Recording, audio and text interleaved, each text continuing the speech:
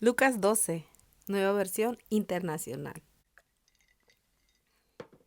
Mientras tanto se habían reunido millares de personas, tantas que se atropellaban unas a otras. Jesús comenzó a hablar, dirigiéndose primero a sus discípulos. Cuídense de la levadura de los fariseos, o sea, de la hipocresía. No hay nada encubierto que no llegue a revelarse, ni nada escondido que no llegue a conocerse. Así que todo lo que ustedes han dicho en la oscuridad se dará a conocer a plena luz, y lo que han susurrado a puerta cerrada se proclamará desde las azoteas. A ustedes, mis amigos, les digo que no teman a los que matan el cuerpo, pero después no pueden hacer más.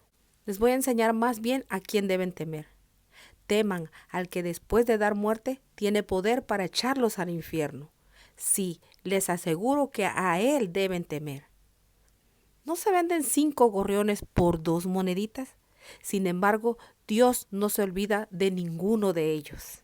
De hecho, Él les tiene contados aún los cabellos de su cabeza. No tengan miedo.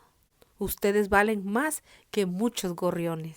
Les aseguro que a cualquiera que me confiese delante de los demás, también el Hijo del Hombre lo confesará delante de los ángeles de Dios. Pero al que me niega delante de los demás, se le negará delante de los ángeles de Dios. Y todo el que pronuncie alguna palabra contra el Hijo del Hombre será perdonado, pero el que blasfeme contra el Espíritu Santo no tendrá perdón. Cuando los lleven a comparecer ante las sinagogas, los gobernantes y las autoridades no se preocupen de cómo van a defenderse o qué van a decir, porque en ese momento el Espíritu Santo les enseñará lo que deben responder. Uno de entre la multitud le pidió: Maestro, dile a mi hermano que comparta la herencia conmigo. Hombre, respondió Jesús, ¿quién me nombró a mí juez o árbitro entre ustedes? Tengan cuidado, advirtió a la gente, absténganse de toda avaricia. La vida de una persona no depende de la abundancia de sus bienes. Entonces les contó esta parábola. El terreno de un hombre rico produjo una buena cosecha, así que se puso a pensar: ¿qué voy a hacer? No tengo dónde almacenar mi cosecha. Por fin dijo: ya sé lo que voy a hacer. Derribaré mis graneros y construiré otros más grandes donde pueda almacenar todo mi grano y mis bienes. Y diré: alma mía, ya tienes bastantes cosas buenas guardadas para muchos años. Descansa, come, bebe y goza de la vida. Pero Dios le dijo: necio, esta misma noche te van a reclamar la vida. ¿Y quién se quedará con lo que has acumulado? Así sucede al que acumula riquezas para sí mismo, en vez de ser rico delante de Dios. Luego dijo Jesús a sus discípulos: por eso les digo, no se preocupen por su vida, qué comerán, ni por su cuerpo, cómo se vestirán. La vida tiene más valor que la comida, y el cuerpo más que la ropa. Fíjense en los cuervos, no siembran ni cosechan, ni tienen almacén ni granero, sin embargo Dios los alimenta. ¿Cuánto más valen ustedes que las aves?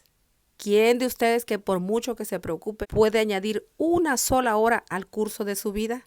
Ya que no pueden hacer algo tan insignificante, ¿por qué se preocupan por lo demás?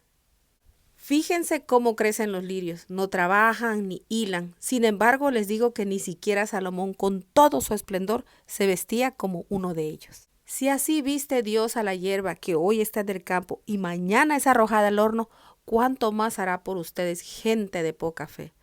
Así que no se afanen por lo que han de comer o beber, dejen de atormentarse. El mundo pagano anda tras todas estas cosas, pero su Padre sabe que ustedes las necesitan. Por el contrario, busquen el reino de Dios y estas cosas les serán añadidas. No tengan miedo, mi rebaño pequeño, porque es la buena voluntad del Padre darles el reino. Vendan sus bienes y den a los pobres. Provéanse de bolsas que no se desgasten. Acumulen un tesoro inagotable en el cielo, donde no hay ladrón que aceche ni polilla que destruya. Porque donde esté su tesoro, ahí estará también su corazón. Manténganse listos con la ropa bien ajustada y las lámparas encendidas. Pórtense como siervos que esperan a que regrese su señor de un banquete de bodas para abrirle la puerta tan pronto como él llegue y toque. Dichosos los siervos a quien su señor encuentre pendientes de su llegada.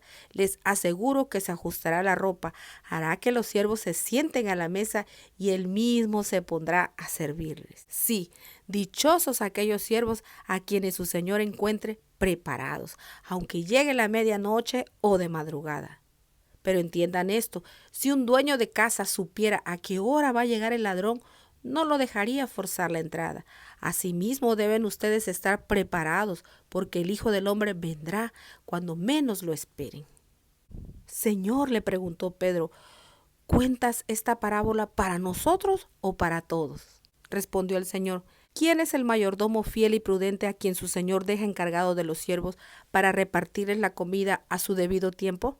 Dichoso el siervo cuando su señor al regresar lo encuentra cumpliendo con su deber. Les aseguro que lo pondrá a cargo de todos sus bienes.